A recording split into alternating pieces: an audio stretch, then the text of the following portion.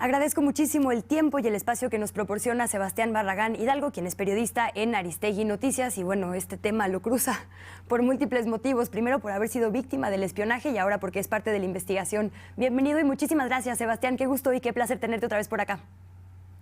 Luisa, te agradezco mucho la invitación. Yo soy el que está honrado de aparecer esta tarde en el espacio informativo. Eres muy generoso. Pues, si te parece empezar por esto que planteaba artículo 19, o este gobierno sigue utilizando el software, el malware Pegasus, o alguien lo está usando sin decirle al presidente. Y si ese alguien es el ejército, pues qué preocupación, porque hay muchas cosas que podrían no decirle, ¿no? Y tienen un montón de tareas ahora. ¿Cuál es tu valoración de estos dos planteamientos que se hacen en la conferencia? Primero, exponerle al público que, en efecto, la pieza central de este reporte, el reporte que están presentando hoy las organizaciones de la sociedad civil y los periodistas, parte de una serie de elementos, de exámenes forenses que se realizaron en teléfonos, y hay evidencia comprobada científicamente de la presencia del software Pegasus en al menos estos 3 teléfonos, estos 3 casos que se están presentando el día de hoy. Y la información que hemos podido reunir los periodistas y las organizaciones de la sociedad civil los últimos meses es que el ejército mexicano ha escondido los contratos con la red de empresas que operó y que vende el sistema Pegasus en México, lo cual, como bien se apuntó en la conferencia que ya nos presentaba la periodista Elia Almanza, se representa un asunto grave porque solo hay 2 panoramas, como bien lo exponían, y el más preocupante es que la sociedad civil no tiene una defensa o una debida justificación para que estos casos se puedan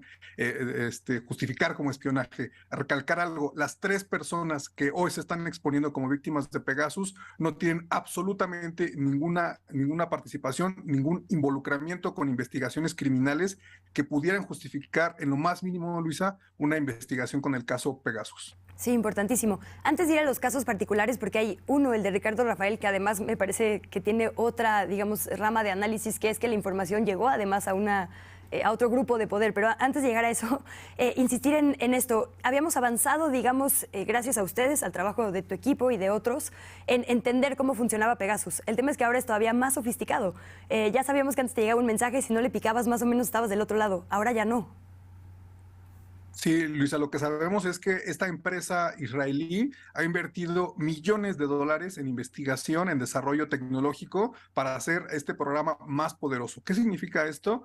Que ya en efecto no se necesita la participación o engañar a la víctima para que le dé clic a un enlace. Ahora nos explican los investigadores de Toronto, los investigadores mexicanos que han visto de cerca cómo se desenvuelve este programa. No te das cuenta en ningún momento de que tu teléfono está infectado. Simplemente los investigadores tienen la capacidad de seleccionar tu número, de infectarte de alguna manera. Por lo menos se han detectado 5 mecanismos para infectar los teléfonos, y la víctima pues permanece prácticamente sin darse cuenta que sus comunicaciones han sido intervenidas. Esto, Luisa, cuesta en el mercado millones de dólares. Estamos hablando de un programa de punta diseñado para perseguir criminales, para perseguir a terroristas, pero que en el caso de México pues se ha usado de manera indiscriminada contra la sociedad civil, contra periodistas, contra políticos de oposición.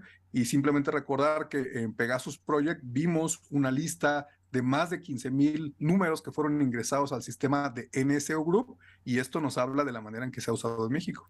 Justo, entiendo que al menos 3,000, decías en la mañana justo con Carmen Aristegui, por lo menos sabemos que 3,000 sí fueron infectados. Esto pone a México en el top de uso de este malware. Entonces, claramente algo pasa en México que es más fácil malutilizar a Pegasus que en otros lugares quizá no. Y me atrevo a especular que tiene que ver con las fiscalías. El sexenio pasado y este sexenio, ¿no? Porque ustedes como equipo presentaron el sexenio pasado una denuncia contra la fiscalía que quizá no dio los resultados que tendría que haber dado, o más bien contundentemente no, puesto que se sigue repitiendo este mal uso, y ahora se presenta otra vez una denuncia con la fiscalía, pero una fiscalía que justo tiene la reputación de no ser precisamente veloz. Así es, desafortunadamente la investigación ha caído en un proceso muy largo en el que no se ha entregado justicia a las víctimas. Te puedo decir que desde julio de 2017 presentamos la denuncia a un grupo de personas que creímos que eso era lo necesario, lo justificable, lo indispensable para conocer la verdad. Y sí, precisamente siempre nos cuestionamos que fuera la entonces Procuraduría General de la República, ahora Fiscalía, quien tenía ese programa. Recordemos que la agencia de investigación criminal que entonces dirigía Tomás Herón de Lucio tenía Pegasus como una de sus herramientas principales, pero dijiste algo muy importante hace unos minutos, y es que no solo la Fiscalía lo tenía, sino procuradurías locales. Sabemos que incluso áreas de inteligencia de nivel civil, y lo que nunca habíamos podido verificar era que las Fuerzas Armadas tenían este programa. Y esto, Luisa, porque aunque las organizaciones de la sociedad civil lo cuestionaron sistemáticamente en solicitudes de información, aunque sabemos que había auditorías y la propia Fiscalía General de la República realizaba una investigación criminal, el Ejército siempre negó tener contratos con estas empresas, y bueno, ahora venimos a encontrarlos en estos archivos ocultos que lograron sacar los activistas de Guacamaya, y esto nos habla de la forma en la que se ha usado este programa en México. En particular, ahora apuntamos por las Fuerzas Armadas. ¿Cómo ves la respuesta o la contundencia, digamos, de la respuesta gubernamental, sin pedir el análisis, porque sé que no es necesariamente lo que hace el político, digamos, pero sí al ser el presidente y haberse admitido como una víctima, él, su círculo cercano, su familia, alguien de espionaje, justo de targeteo, por usar una palabra, digamos, mixta entre dos idiomas, el sexenio pasado pues prometió que era algo que efectivamente se tenía que combatir. ¿Cómo ves ahora que se revela esto hoy en la mañana, en este contexto tan especial que tenemos, la respuesta que hubo?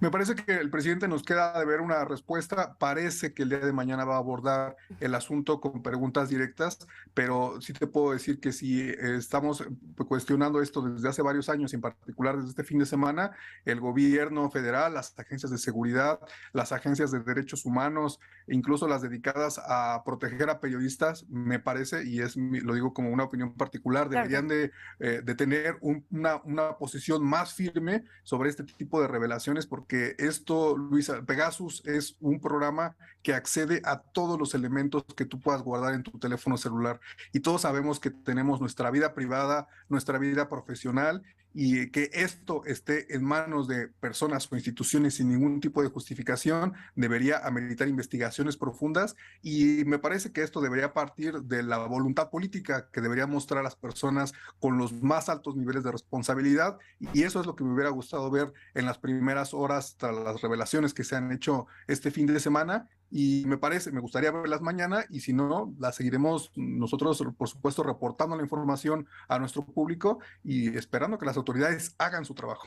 Pues para cerrar, Sebastián, además de esperar, como bien dices, a ver qué sucede el día de mañana, preguntarte por el caso específico de Ricardo Rafael, porque como bien dices, si ya es suficientemente grave la vulneración a la ciudadanía, el uso de recursos públicos y demás, la posibilidad de que esto se haga por orden de un tercero, de un agente externo, lo decía Ricardo Rafael, para él lo que se reveló, la conversación telefónica íntima que él sostenía con un abogado, tiene que ver específicamente con el caso Wallace, ¿no? Entonces es raro que, digamos, es lo que sale de este hilo conductor del Ejército. Se le espió, esa conversación se publicó en redes sociales misteriosamente, y pues nos da por lo menos la posibilidad de pensar que puede ser por órdenes de alguien más, es que este software y este espionaje se haga porque alguien más externo, grupo de poder, lo pide, lo cual también es algo que tendría que estarse investigando, sobre todo después de su denuncia y testimonio.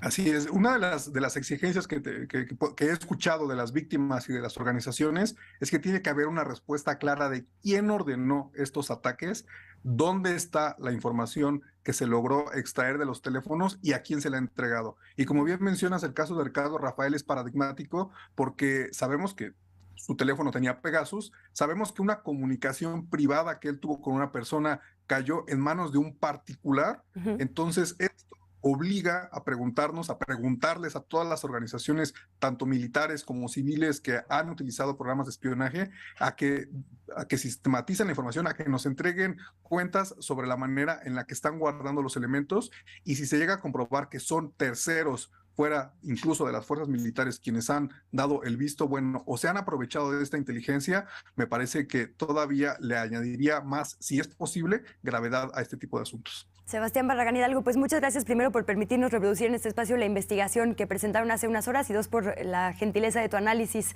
y por supuesto el honor de que estés por acá. Te mando un abrazo y ojalá sea más seguido. Yo soy el agradecido. Buenas tardes a todos. Muy buenas tardes, gracias. Es nuestro colega, como ya le decíamos, periodista de Aristegui Noticias. Vamos ahora a los temas de la conferencia